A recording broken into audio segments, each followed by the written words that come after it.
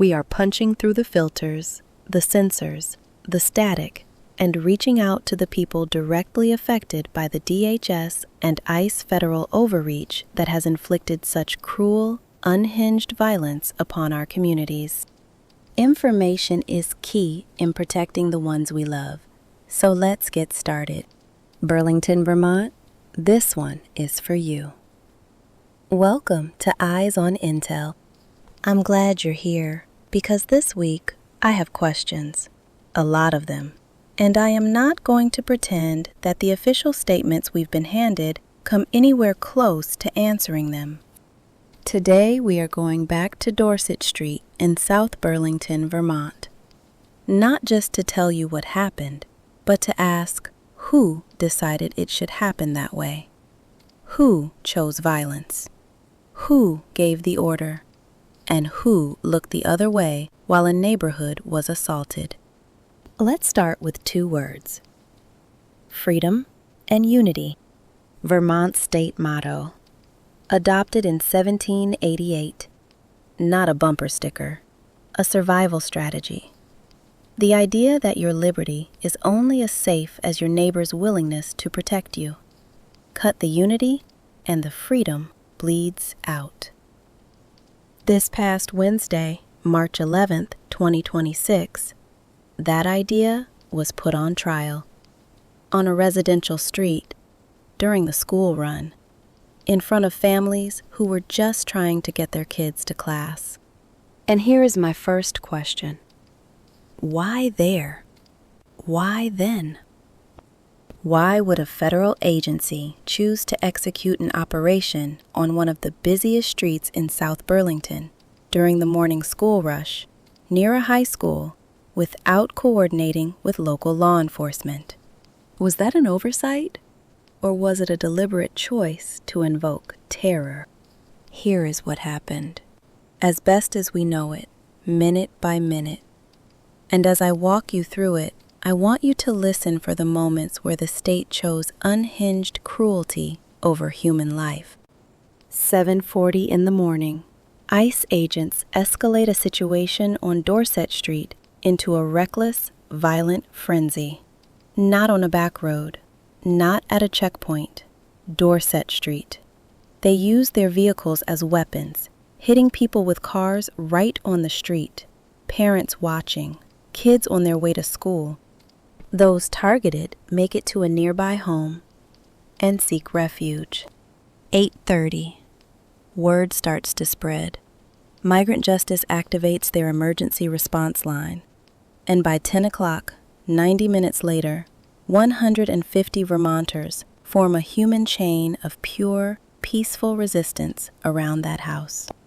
150 people who woke up that morning with no plan, who got a call or a text or saw something on their feed and decided that this was the moment, that they would protect each other.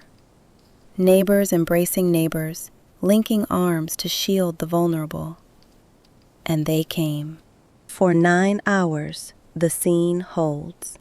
A standoff, a stalemate, a community saying, "Not today."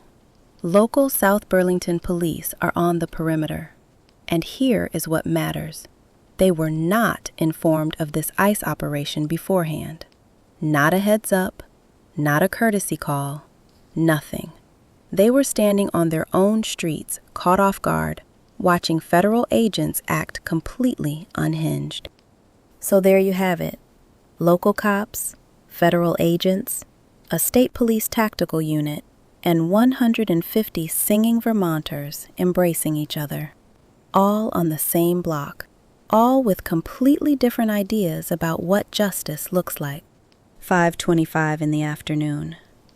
Despite local officials calling for restraint, federal agents, backed by a state police tactical team, decide to play soldier. The protesters were singing, "We shall overcome." They were handing out food. They were embracing each other in the cold. These were not agitators.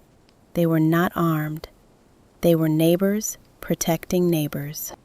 And then the federal agents breached the residence like they were in a Tom Clancy novel. It wasn't law enforcement. It was an unhinged, violent assault on a family home. 7 o'clock in the evening. As agents attempted to leave with 3 detainees, 3 people who, we later learned, were not the original targets of the operation, they unleashed violence on the peaceful crowd. Pepper spray, flashbangs, tear gas, on a residential street, against a singing, peaceful community.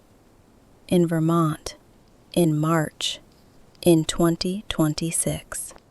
Let's talk about escalation. Because escalation is one of those words that gets thrown around in after-action reports like it's a weather event. Like it just happened. Like no one chose it. Escalation does not just happen. Escalation is a series of decisions. Someone chose to be cruel. Someone chose to breach a home like a paramilitary squad. Someone chose to deploy chemical agents on a residential street when the crowd of peaceful people still had nowhere to run. Each one of those was a choice to inflict violence. So let me ask it plainly. At what point did the federal agents on the ground attempt to treat these human beings with an ounce of dignity? Was there a negotiator present? Was there any attempt to communicate with the crowd? Was there any conversation with local officials who were already on scene about a peaceful path forward? Or was the plan always cruel, unhinged force? And here is the part that I can't shake. At 7 o'clock in the evening, when agents deployed pepper spray, flashbangs, and tear gas, they were trying to leave with their detainees. Not trying to hold a position, not responding to an attack. They were exiting. You do not need flashbangs to exit a scene when the people in front of you are singing and holding hands in peaceful resistance. You choose to use them because you are unhinged. So why? Was it to punish the crowd? Was it a cruel display of power? Was it to make sure that the next time a community embraces each other in love and solidarity, they remember the violence of the state? I don't know, but I think we deserve to find out. Let's call what happened what it was. Pepper spray causes temporary blindness and severe respiratory distress. Flashbang grenades produce a concussive blast and a blinding flash that can cause permanent hearing damage and disorientation. Tear gas, CS gas, irritates the mucous membranes, the eyes, the lungs. These are not tools of law enforcement. They are weapons of cruel state violence. They work by making the human body experience enough suffering that it stops protecting the people it loves. They were deployed on a residential street against people who were completely peaceful, against people who were embracing one another, against people who were singing. Were there children present when the gas was deployed? Were there elderly residents? Were there people with respiratory conditions, asthma, COPD, for whom tear gas is not discomfort, but a medical event? Did anyone on the federal team check? Did anyone care? Mayor Mulvaney Stanett called those tactics instruments of terror. She was absolutely right, because terror is what happens when unhinged armed forces use pain against a peaceful community singing civil rights songs. That is what happened on Dorset Street, and we are going to keep saying so until someone answers for it. Now, I want to be precise here, because this matters. South Burlington Police Chief Bill Briault spoke up. He called the federal agents' decisions poor decision-making, on record. And I want to acknowledge that. That took something. But I have a question for local law enforcement, too.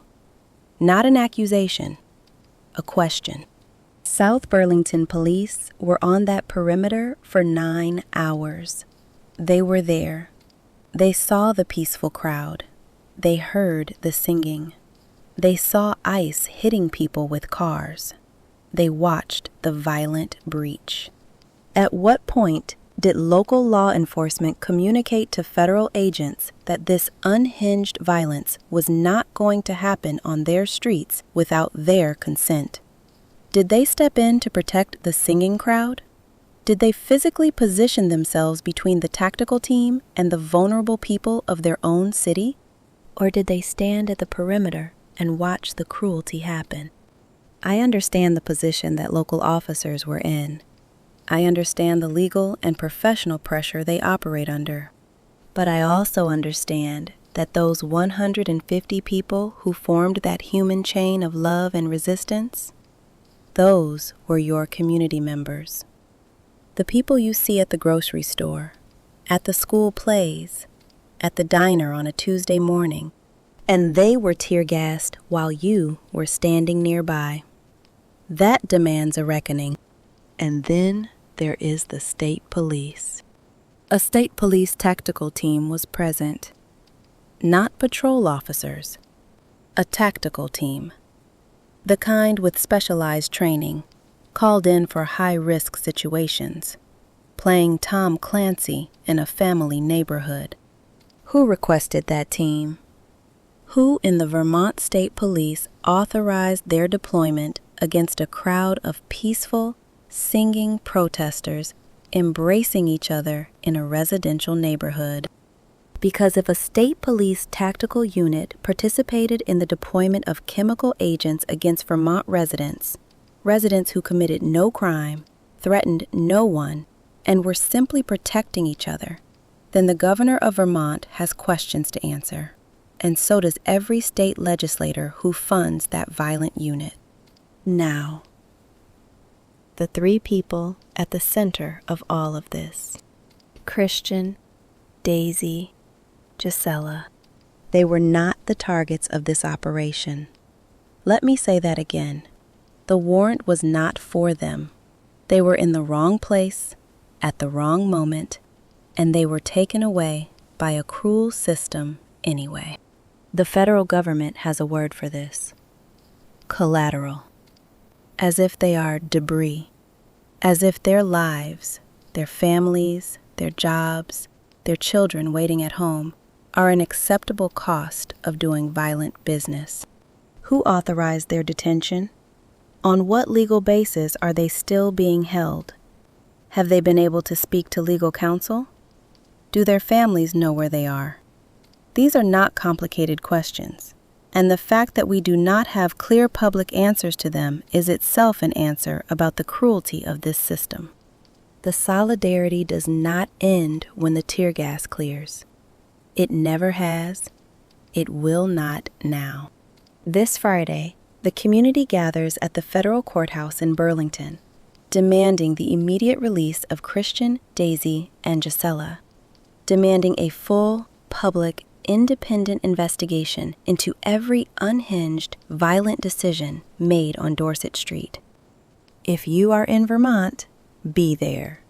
If you are not, find out where your community stands, because what happened in South Burlington is a story about what happens when federal power operates with violent cruelty, without coordination, and with zero regard for human life.